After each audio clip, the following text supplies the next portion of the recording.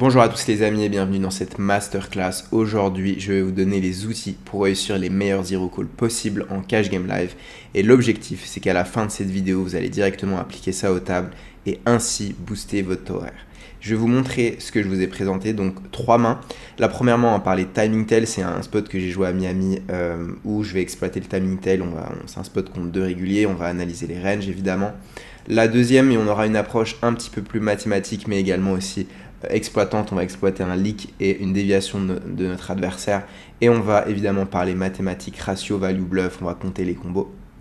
Et le dernier, je vais vous présenter les sizing et les lines qui sont overbluff, et c'est des lines sur lesquelles vous allez pouvoir faire des gros hero calls et forcément gagner plus d'argent.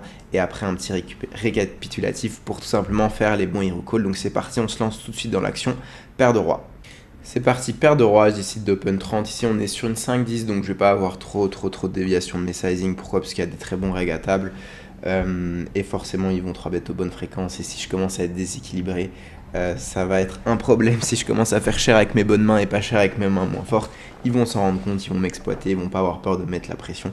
Donc forcément ici, je vais pas dévier de mes sizes. Ce que je vous conseille de faire quand vous jouez des limites un peu plus faibles, c'est dévier de vos sizing. Vous allez vraiment pouvoir trouver des spots où vous allez tout simplement pouvoir size up un corner où il y a que des joueurs récréatifs. Ils vont pas forcément se rendre compte, ils vont pas être concentrés.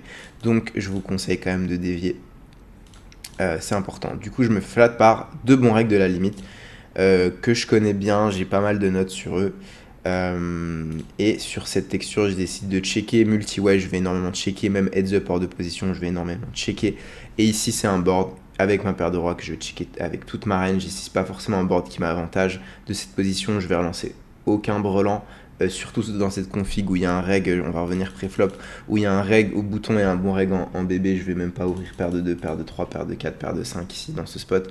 Donc au final, j'ai aucun brelan, As-3 suité, je vais pas l'open non plus, donc 3-6 suité évidemment. Donc j'ai aucune bonne main en fait dans ce spot, donc j'essaie de checker toute ma range et on se prend un check back du bouton. Alors ici, on a un gros timing tail, il snap check back et en fait, ça va nous servir. Je vais vous montrer. Turn 6, donc ici là, je m'attends à ce que le reg bet beaucoup en bluff. Quand il check, peut-être que soit il a décidé de pas prendre le spot de bluff et il give up tout simplement avec genre R par exemple, mais la plupart du temps il va quand même se servir de cette texture de board pour bluffer et on aurait été dans un spot extrêmement compliqué. Mais il check, donc il peut soit avoir un give up, soit tout simplement avoir un peu de showdown value. Et la showdown value, je gagne, mais ça veut pas dire que je vais pouvoir value bet ce spot. Je n'ai pas de street de value, j'ai aucun 3 dans ma range, je peux me faire attaquer, donc je décide de double check ici, et là le bon reg décide de bet, et donc big blind fold. Et là déjà évidemment il faut se demander, est-ce que j'ai un spot de bluff catching, est-ce qu'il value bet moins bien? A priori oui, on pourrait se dire qu'il pourrait se cut avec par exemple paire de 7, paire de 8, paire de 9, paire de 10, sauf que c'est pas le cas. Pourquoi? Parce qu'en fait notre timing tel, il snap check, déjà il flatte, de temps en temps paire de 10, paire de valet, paire de 9, il peut me 3 bet dans cette config, mais surtout jamais de la vie check back. Alors il peut check back, mais en tout cas il snap check back pas, genre il prend son temps pour sa décision. Ici quand on a paire de 8, paire de 9, on va très souvent miser, on a une tonne de value, on a besoin de protection, et donc évidemment on va bet la plupart du temps, et même s'il décide de check back, il aurait forcément réfléchi. Donc je m'attends à ce qu'ici il n'y ait aucun value cut, donc je suis dans un spot de bluff catching. Maintenant, qu'est-ce qui répond en value? Et bah c'est toujours pareil. En fait, le timing tail va nous aider ici dans ce spot. S'il a tous les brelans 2-2, 4-4, 5-5, bah au final, il bet le flop. Ou en tout cas, s'il décide de slow play, il prend son temps et il prend le temps de la décision et il snap check back pas. Paire de 6, c'est pareil. Si c'est 5, c'est pareil. Si c'est 4, il a pas. Si c'est 2, il a pas. Il a très peu de combos de paire. Maintenant, il faut réfléchir au 3x. Quel 3x il a? Et pour se rappeler de ça, il faut se rappeler de son play pré-flop. Ici, il va flat quoi? Peut-être paire de 3, As-3 suité et c'est tout. As-3 suité, c'est quinte. Pareil, jamais de la vie check back, jamais de la vie snap check back. Paire de 3, c'est possible. Pour moi, paire de 3, c'est vraiment la seule main qui fait du sens dans ce spot. Il peut se dire, ok, je snap check back. Et même, je pense que paire de 3, de temps en temps, il réfléchit à bet, même s'il se trouve un check back. Et au final, ça fait très peu. Ça fait 6 combinaisons de mains de value. Pour moi, je ne vois que... Et si on pondère, honnêtement, peut-être 4, 3 combinaisons de mains en value qui font du sens. Et donc maintenant, il faut réfléchir au spot, aux mains de bluff. Et en fait, il peut en avoir énormément. Il peut me flat beaucoup d'essais, il peut me flat des Broadway suités, des mains genre 10 et 9, 8 et 9. Valet 10 suité, roi dame off, il peut flat, je sais qu'il était très loose, as valet off, et il peut se dire ok, je vais pas très très souvent gagner au showdown avec ses mains, donc je décide de bluffer. Et au final on se rend compte que potentiellement, s'il bluffe tous ses combos, il va complètement overbluff le spot, parce qu'on s'est rendu compte qu'en fait il avait que 4 combos de value si on pondère, ok. Je viens de me rendre compte, 8 et 7 suités, ça fait quinte maintenant à la turn. Est-ce qu'il peut vraiment avoir 8 et 7 suités?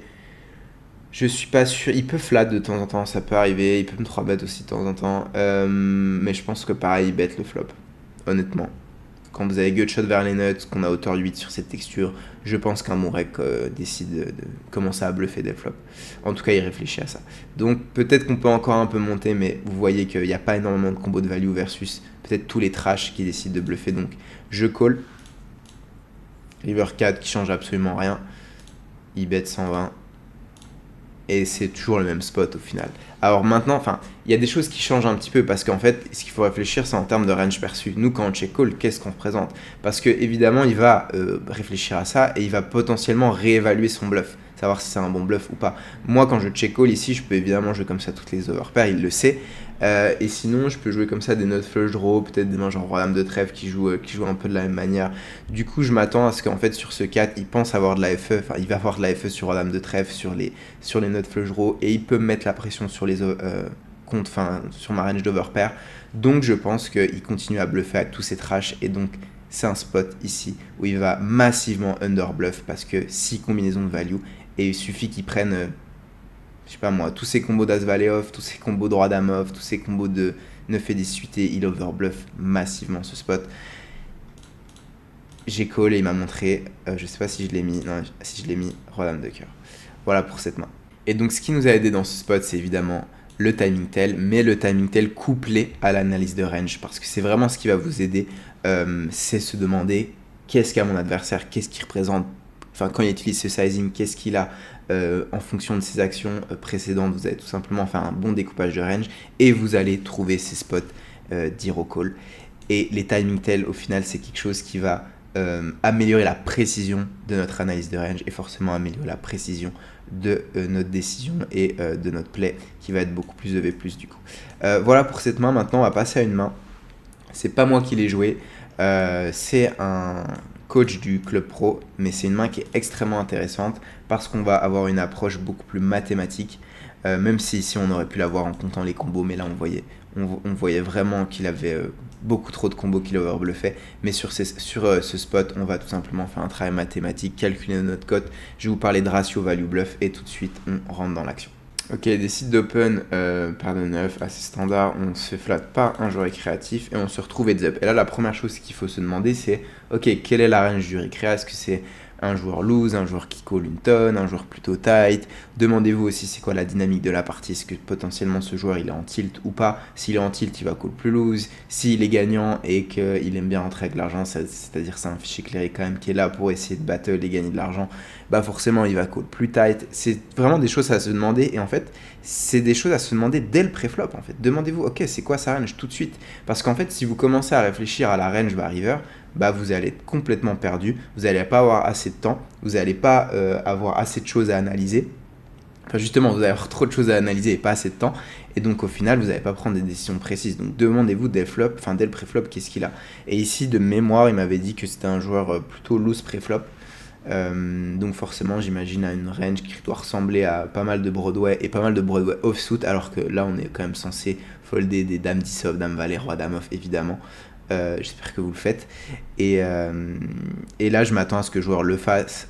Pas mal aussi de 1-2 gapper suité, genre 9-7, peut-être 7-5 suité. Je pense qu'il peut avoir tout ça dans ce spot. Donc c'est important de le prendre en compte parce que forcément, quand on a ce read là, bah, nos actions post-flop vont pas du tout être les mêmes. Ici, on se retrouve heads up, donc dame d'ici, quand on a fait un petit peu son analyse de range, c'est un très très mauvais board, ça frappe complètement son range. Donc on part en check fold tout simplement sur ce spot. Mais il décide de check back. Et là pareil, timing tell. Il snap check back.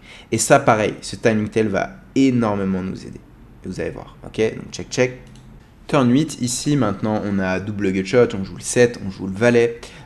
Est-ce qu'on check, est-ce qu'on bet? Je pense qu'on va checker ici, on n'a pas trop d'intérêt de miser, on n'a pas de street de value, on n'a pas une main qui value bet énormément de choses, on a plutôt envie de jouer en défense et jouer en check call mode, donc on part pour check, c'est ce qu'il a fait.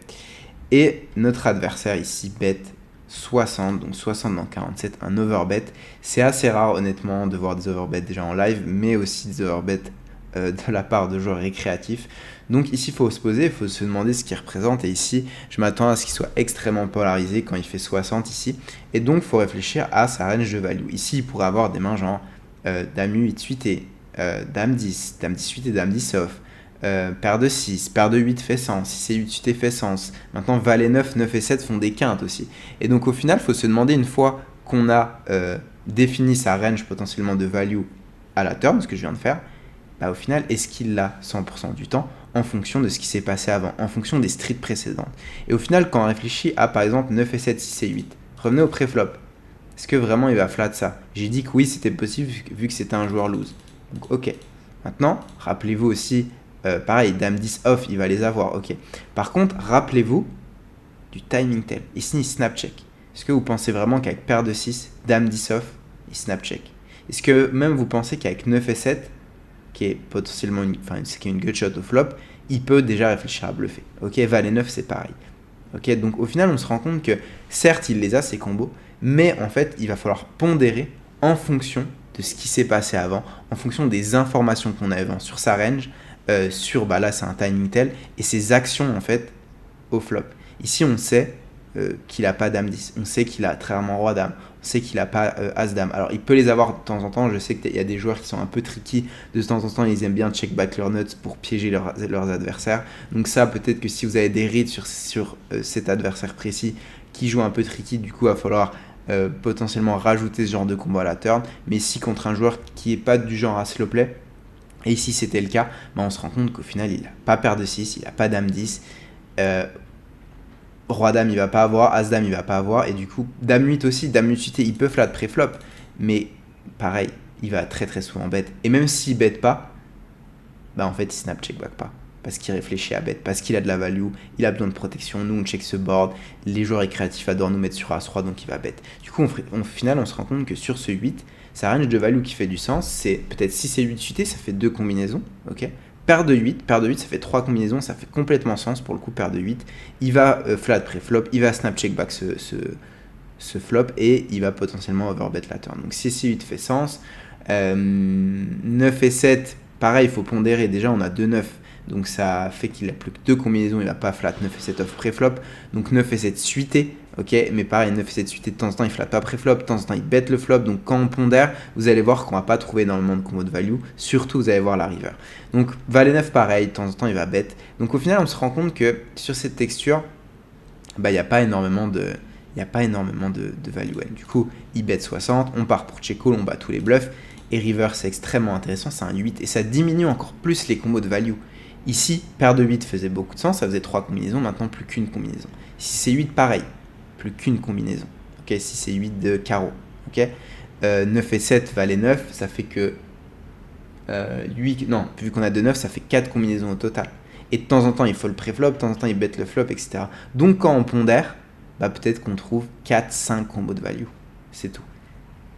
Et donc, vous allez voir, il décide de bet 150. Et donc là, je vais vous parler de ratio value bluff et d'avoir une approche beaucoup plus mathématique du jeu. Et ça va nous servir. Et vous avez vu que les expos vont nous servir, les timing tells vont nous servir, mais aussi rajouter du rationnel et avoir une approche mathématique va nous servir. Ici, il décide de bet 150. Alors pour simplifier et pour que vous compreniez mieux, on va estimer qu'il bet 167, donc il bet la taille du pot. Et donc quand il bet la taille du pot, on a besoin de 33% d'équité, ok. Donc là, quand il bet 150, on a besoin d'à peu près 32. Mais on va dire qu'il bet pot. Et donc, il nous offre une cote, on a besoin d'être bon 33% du temps. Et donc, pour que lui, il soit équilibré, en fait, imaginez qu'il ait une range de 10 combinaisons. En fait, s'il nous offre une cote de 33%, ok, et qu'il bet pot, ça veut dire qu'il doit bluffer 33% du temps et value better, du coup, 67% du temps. Et quand on réfléchit en termes de combinaisons, imaginez une range qui comporte 10 combos, ok, et il doit bluffer du coup 3 combos et value bet 7 combinaisons. Okay, et donc là, si avec l'analyse de range que j'ai faite, j'estime qu'il a 5 combos de value, il doit avoir 2,5 combos de bluff, ok, pour être à l'équilibre et donc pour être balancé et ne ni overbluff ni underbluff. Et donc pourquoi? Parce que du coup 5 combos de value et 2,5 combos de bluff, ça fait 7,5 combos au total et au final ça fait 2 tiers, 1 tiers. Et donc ça, quand on a cette approche ici, on s'est rendu compte en fonction de l'analyse de range, en fonction du timing tell, en fonction du profil que River, il avait 5 combos de value.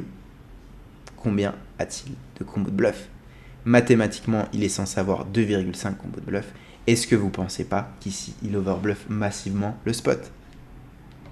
Bien sûr qu'il overbluff. Ici, s'il bluffe simplement tous les As-Valet off, qui est 16 combinaisons, il overbluff. Il est censé bluffer 2,5 combos de bluff. Donc choisir vraiment avec parcimonie ses bluffs. Pourquoi? Parce qu'il a très très peu de combos de value. Plus vous avez de combos de value, plus vous pouvez bluffer. Okay, et donc ici, il suffit qu'il bluffe quelques flush-draws, quelques As-8, pas As-8, pardon, quelques As-9, quelques Roi-Valet, qu'est-ce que A-Valet? Il overbluff complètement le spot.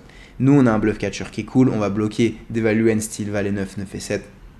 Il overbluff et ici, on trouve un call et il nous montre tout simplement As-Valet off. Et c'est ça qui est extrêmement intéressant avec le cash game live et on va revenir à cette main. C'est qu'au final, on a énormément de choses à prendre en compte. On a le profil, on a les tells qu'on a, donc ici c'est un timing tell, et aussi on va rajouter une approche mathématique du jeu. Et au final, il faut imaginer en fait, quand vous voulez prendre une décision, il faut imaginer une balance, ok? Donc là, il y a la balance, dans ce spot, il y avait la balance du call, il y avait la balance du fold, ok? Bah, pareil ce spot parce qu'il est archi polarisé, ok? Et bah au final, qu'est-ce qui nous a envie de donner de call? Bah son analyse de range, son analyse de profil, le timing tell, l'approche mathématique, etc. Et en fait, plus vous allez rajouter des poids dans la balance, et ben en fait, plus votre décision va être précise. Et plus votre décision va être précise, plus vous allez gagner d'argent au final. Et dans chaque spot, vous allez augmenter votre EV, vous allez tout simplement gagner plus d'argent. Et ce plus d'argent sur chaque spot, à la fin de l'année, c'est des dizaines de milliers d'euros. Okay, et donc prenez vraiment tout en compte, parce que, et même dans deux spots, donc là évidemment tout tendait vers le call, mais il y a des spots où ça va être plus close. Et plus vous allez avoir d'éléments en fait, plus ça va pencher la balance soit vers un call, soit vers un raise, soit vers un check raise, peu importe, ça dépend le spot. Mais vraiment, essayez d'avoir énormément d'informations. Et pour avoir d'informations, il faut avoir évidemment un très bon niveau technique, une très bonne analyse de range, faire des bons profiling, prendre le maximum de data sur nos adversaires, donc prendre des notes, soyez observateur, évidemment aussi avoir une approche mathématique et une très très bonne technique du jeu, ça va vous aider dans énormément de spots. Donc c'est une main qui a été jouée par un coach du Club Pro. Le Club Pro, c'est ma structure de coaching pour les joueurs de Cash Game Live, des joueurs qui sont semi-pro ou pro, qui veulent tout simplement multiplier leur taux horaire et leur gain mensuel et forcément jouer de plus en plus cher. Même si la plupart du temps c'est moi qui coach dans le Club Pro, donc si vous voulez nous rejoindre, il n'y a aucun problème, tout simplement il y a un petit lien pour postuler, il y a un petit formulaire à remplir et je vous offre le premier coaching. L'idée de ce coaching, c'est qu'on fasse connaissance, qu'on se rencontre, que je vous aide, que je vois si je peux vous aider, je vois tout simplement si vous pouvez correspondre aux joueurs que je peux aider, que je peux accompagner, et tout simplement, même si on ne travaille pas ensemble par la suite, vous allez ressortir de ce coaching avec énormément de valeur, donc n'hésitez pas, c'est juste en bas dans la description.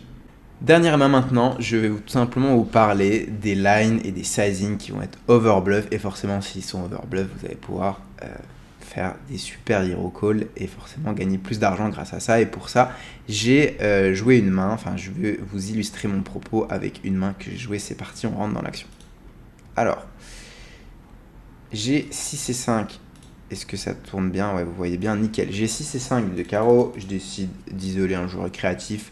Cut-off bouton, tout ce qu'il y a de plus standard, je fais 4.5, je peux faire 4. Voilà, peu importe. Le pré-flop, il décide de fold. On trouve flush draw ici, je décide de bet. Mon flush draw, j'ai hauteur 6, donc forcément j'ai envie de commencer à bluffer.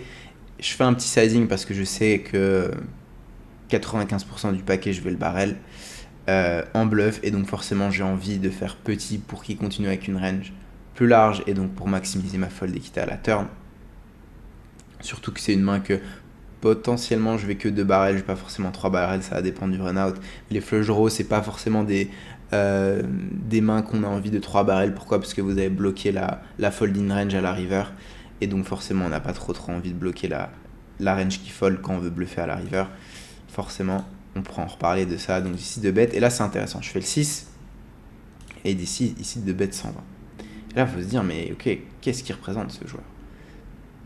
En fait, j'arrive pas à comprendre ce qu'il représente. Ici, il bet donc 120 dans 175, qui est plutôt un bon sizing, ok? Donc je m'attends à ce qu'il ne bête pas ce sizing avec 3x, avec perte 5, avec perte 6, enfin perte 6 possible, mais perte 5, perte 4, 3x, même paire de 7, paire de 8 s'il joue comme ça, et de temps en temps paire de 7, paire de 8 va check raise le flop versus ce sizing. Les 9x aussi de temps en temps ça va check raise, et surtout je m'attends pas du tout à ce qu'une fois qu'il est check call, à ce qu'il décide de donc bêter. Donc au final je vois vraiment pas beaucoup de mains en value qui font du sens, et il faut se demander ok, qu'est-ce qu'il peut avoir comme bluff. Et en fait, il y a deux choses à comprendre en cash game live, c'est que déjà, alors même si c'est un reg moyen, les joueurs en big blind défendent beaucoup trop. Et en fait, vous devez jouer très tight, parce que déjà, la plupart du temps, vous allez vous prendre des 4, 5x, et donc forcément, vous allez devoir moins défendre votre range, moins défendre votre big blind. Et ça, en plus, il y a du rec, le rec est assez élevé, en plus, si vous jouez en France, le rec est assez élevé, donc forcément, vous devez jouer beaucoup plus tight. Et ça, les joueurs ne le comprennent pas, et dès qu'ils sont en big blind, ils défendent beaucoup trop parce qu'ils disent ah j'ai une cote. Et au final ils défendent beaucoup trop et ils font beaucoup trop d'erreurs. Alors là c'est un reg moyen, donc potentiellement il a une range un peu plus solide, mais d'expérience même les regs moyens vont beaucoup trop défendre. Donc déjà c'est la première chose à se dire. Alors peut-être que là il défend encore un peu moins parce que forcément c'est 4.5x, mais il peut aussi se chauffer en se disant ok il y a un joueur créatif, du coup je veux call, jouer 3 way, etc. Donc je m'attends à ce qu'ici sa range soit quand même assez large. Et versus 35 au final, même si j'ai pas, à ce moment-là je me rappelle, j'avais pas énormément d'infos. Et ce que vous devez faire quand vous n'avez pas énormément d'infos, c'est qu'il faut se demander ok comment joue la population dans ce spot. Et ici de mon expérience, croyez-moi que quand vous faites vraiment small, ils ont pas vraiment l'habitude de se prendre des petits bets. La plupart des gens vont bet tout de suite cher ou tout de suite mi-pot. Et donc quand ils voient un petit sizing, quelque chose comme un quart pot, un tiers pot, et même des fois vous pouvez faire des 20-15% pot, en fait ils vont beaucoup trop défendre sur ce genre de texture. Et je m'attends ici à ce qu'il call tout. Il call tous les dames valet off, même sans carreau, même sans backdoor flush draw, je pense qu'il va call juste parce qu'il a 2 overcards. Ok, même tous les SA il va call. Et du coup, au final, on se rend compte que si on n'arrive pas à trouver beaucoup de range, enfin beaucoup de mains de value, et qu'il flotte énormément pré-flop et aussi au flop, on se rend compte qu'il overbluff complètement le spot. Je call. River c'est un 10, ok, ça fait rentrer quelques 10x qu'il pourrait avoir en random bluff à la turn. Il décide de bet 285, je call, et il a mug tout simplement, il ne va avoir rien du tout. Et donc au final, on se rend compte qu'ici, quand on réfléchit en termes de combinaison, en termes de range, en termes d'action, on se rend compte pareil qu'il overbluff le spot. Et pour terminer les gars, je vous ai mis tout simplement 10 points auxquels penser quand vous voulez faire un bon hero call. Et je vais vous en parler tout de suite. Le premier point, ça va être tout simplement analyser le profil, parce que évidemment il y a des profils, ça va être des nits, ils vont jamais bluff. Bon bah ça y est, l'analyse s'arrête là, vous savez que le mec vient de faire un overbet river dans un pot 3 bet, c'est un nit. Bon, bah, vous foldez. Enfin, il n'y a pas vraiment besoin de faire une autre analyse que ça en fait. Vous savez que c'est un nit, vous savez qu'il utilise un énorme sizing dans un gros pot, ou même un joueur tight. Bon bah la plupart du temps ça va être une value end, donc ça sert à rien d'aller plus loin en fait dans l'analyse. Donc évidemment, il faut que ça soit un joueur qui est capable de bluffer. Maintenant, le deuxième point, c'est comprendre les textures de board, les ranges. Encore une fois, c'est les deux choses qui sont vraiment extrêmement importantes en poker, importantes en cash game live aussi, c'est le profiling et la compréhension des ranges, l'analyse et le découpage de range. Vous allez voir pour toutes les thématiques que je vais aborder sur cette chaîne YouTube, c'est vraiment les deux choses qu'on va très très souvent parler, analyser. Pourquoi? Parce que si vous comprenez bien contre qui vous jouez et quelle est sa range, etc., bah vous allez pouvoir faire des bons bluffs, faire des bons calls, faire des bons folds, utiliser meilleur sizing, etc., etc. Donc on aura l'occasion d'en reparler. Le troisième point, c'est reconnaître les lines underbluff. Pas underbluff, pardon. Pourquoi j'ai mis underbluff? Overbluff. Underbluff, c'est un autre sujet de vidéo.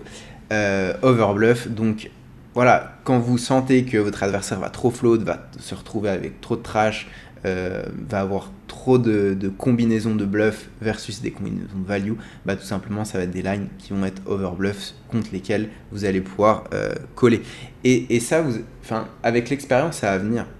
Et vous verrez que vous allez nourrir votre inconscient, vous allez des fois reconnaître, ok, c'est des lines, la population ici overbluff. Ou à l'inverse, ici personne ne bluffe. Et ça, en fait, ça va venir avec l'expérience. Et ça va nourrir votre inconscient. Et au fur et à mesure, plus vous allez jouer pas mal de spots, en fait, plus vous allez reconnaître ces lines naturellement sans même parfois s'en rendre compte. Donc, jouer tout simplement, c'est le meilleur conseil aussi que je puisse vous donner aujourd'hui. Reconnaître les déviations, c'est le 4e point de sizing. Il y a vraiment des sizing, souvent quand ça bête 40, 50, 60% pour par exemple river, d'expérience, c'est plus souvent un bluff. Alors, attention, je vous vois venir, si vous avez fait un hero call parce qu'il a bet 50% du pot et que vous venez sur Instagram me dire j'ai collé une value N, non, ça suffit pas. Il faut évidemment analyser pas mal de choses. Mais de mon expérience personnelle, quand les pots vont être un peu gros et quand ça commence à être extrêmement cher, c'est très souvent de la value. Et quand ça size down, ça peut être potentiellement beaucoup plus un bluff. Et vous allez les reconnaître. Des fois, par exemple, il y a des spots où vos adversaires, en fait, imaginons un spot où il est river, on va dire qu'il a à peu près 10 combinaisons dans sa range, donc il va avoir peut-être 5 combinaisons de bluff, 5 combinaisons de value, très bien. Et il décide de bet pot. Et en fait, ici, il va être complètement déséquilibré. Pourquoi ? Parce que pot, c'est beaucoup plus un sizing, si on a des reads, et d'ailleurs la population joue comme ça, c'est beaucoup plus un sizing qu'il va utiliser en value. Okay, et quand il fait, 40%, 50% pot, c'est beaucoup plus un sizing qu'il va utiliser en bluff. Et donc forcément, il va avoir une déviation, il va être complètement déséquilibré en fonction de son sizing. Et donc si vous avez des reads sur vos adversaires et aussi sur la population, vous savez que quand ça utilise tel ou tel sizing, forcément il y a une déviation. Et donc potentiellement, c'est un spot soit qui est overbluff, soit qui est underbluff. Et donc vous allez pouvoir, en sachant ça, faire des meilleurs zero call. Alors c'est pas le seul critère, vous avez vu, il y en a 10. Mais si, encore une fois, rappelez-vous de l'image sur la balance, c'est des choses qu'on rajoute en fait pour améliorer la qualité de ces décisions. Évidemment, range perçu, demandez-vous votre range, à quoi ça ressemble, parce que si vous avez pas mal de mains, enfin pas beaucoup de mains fortes, en perçu pas mal de mains de trash, des mains qui vont fold, etc., potentiellement si votre adversaire commence un peu à réfléchir à ce que vous avez, et ça va être le cas quand vous jouez quand même des joueurs quand même plutôt bons, qui ont une bonne connaissance du poker, et tout simplement demandez-vous ça. Si vous avez une range assez faible, vous n'avez pas beaucoup de mains fortes, vous avez beaucoup de mains qui vont snap fold, etc., potentiellement votre adversaire va le savoir, va analyser ça et va pas mal bluffer. Okay, et il y a une approche mathématique, équité, code du pot, ratio value bluff, je vous en ai parlé. Voilà, si vous avez des tels, c'est mieux, que ce soit des timing tels, sizing tels physique. On aura aussi l'occasion d'en reparler, je pourrais peut-être vous faire une vidéo. Demandez-vous aussi quelle est la dynamique et quelle est la psychologie de la partie, ça c'est trop important. Si un joueur est en tilt, potentiellement il va beaucoup plus bluffer. Si un joueur gagne 2000 € et que c'est un joueur qui a vraiment envie de rentrer chez lui gagnant, potentiellement dans un spot où il doit mettre 1500 € river, il les met. À mon avis, c'est rarement un bluff. Ok, voilà, vous pouvez analyser ça et encore une fois, des éléments que vous mettez dans la balance en plus. Évidemment, vous pouvez analyser vos bloqueurs. Est-ce que vous avez bloqué des bonnes mains chez votre adversaire ou est-ce que vous avez bloqué aussi des bluffs potentiels?